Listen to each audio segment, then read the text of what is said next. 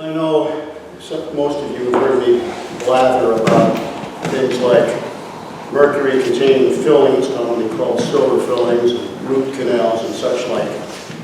But something that most people don't know about are cavitations. I'm handing a handout to you. How many of you have had a tooth extracted in your life? Could I have a show of hands?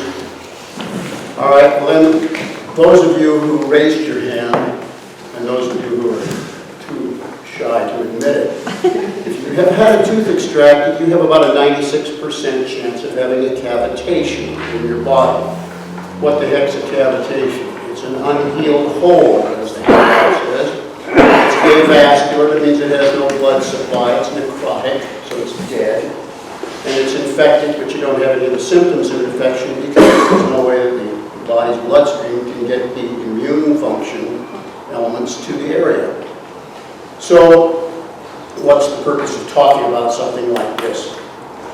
Well, in dental school, they teach the dentists, when we go to school because we're not dentists and we're learning from dentists who are supposed to know this stuff, they teach us that the dentist will pull the tooth and the body will heal, resulting a hole.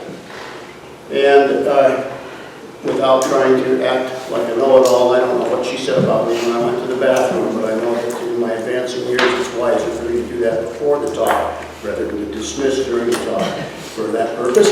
But anyhow, the tooth is attached to the jawbone by what's called a periodontal ligament. The periodontal ligament is made up of jillions and jillions and jillions of microscopic fibers. The microscopic fibers individually are the things that one end of the fiber is attached to the jawbone, the other end is attached to the tooth. So if you grit your teeth here, having to listen to me for too long, you'll feel that your teeth actually give. They've got a little suspension system, just like your automobile. Well, not just like your automobile, but similar to your automobile. It's sort of so that when you grit your teeth, you don't damage the jaw joint.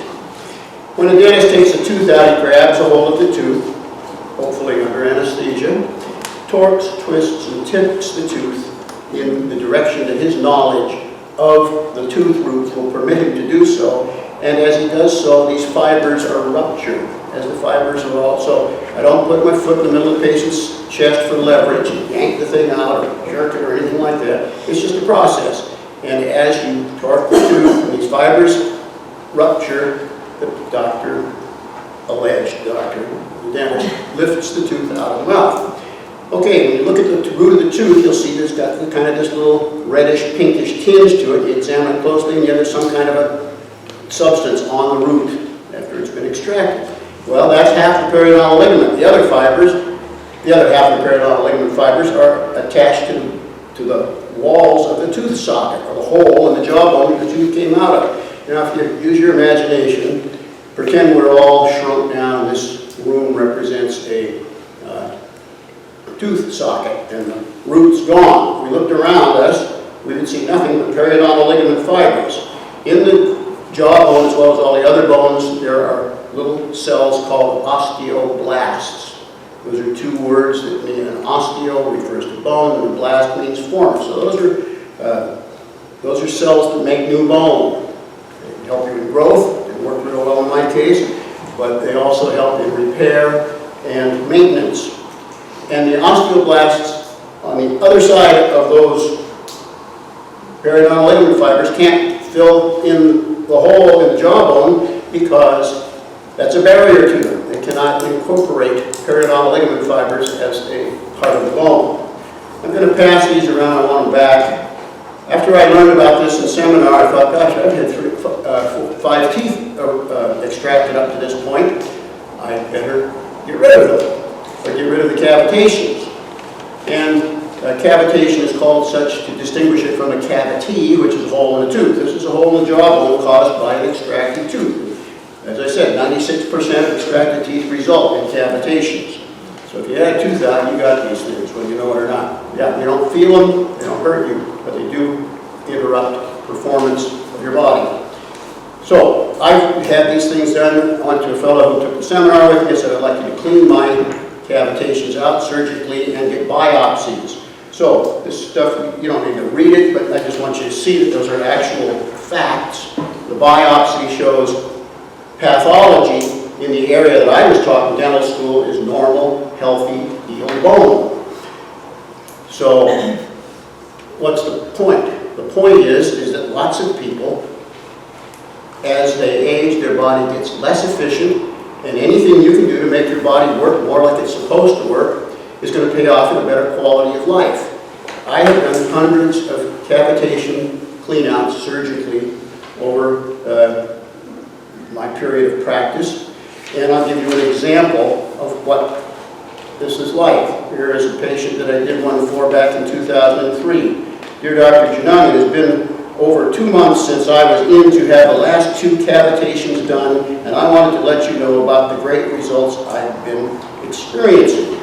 As of about 3 days after the surgery, I have not experienced one episode of irregular heartbeat. This after 2 to 3 years of chronic tachycardia, and prior to the surgery, 4 to 5 episodes on a daily basis.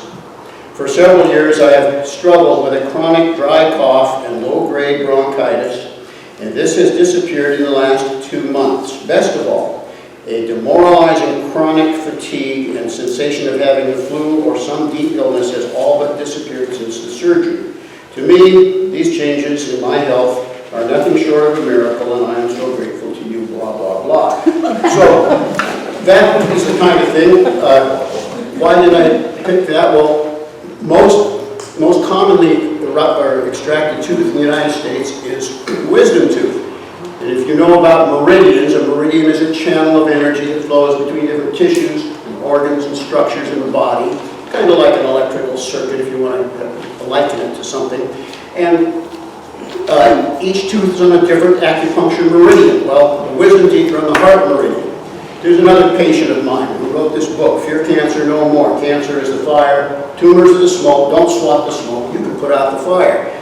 Morris Emeka has been a friend and a patient for some time, and he had tachycardia and chest pain. And we talked about this, and he's been to the cardiologist, no problem. Most of these people, I've had hundreds of people over the years say, you know, my doctor told me I got chest pain and tachycardia, and he says, we're going to get you to the cardiologist and make a phone call right there, make an appointment for me. He hooks me, the cardiologist hooks me up to EKG, no problem, your heart's healthy. I sometimes have these people like Morris Emeka did. He asked me to surgically clean out the wisdom tooth extraction site. Within a short time, his tachycardia was a thing of the past. So I've had people come from as far away as Australia, Europe, Canada, and many of the states in the United States to have this done. It's something that I'm proud to be able to do. Most dentists will tell you they don't exist, but my experience will tell you different.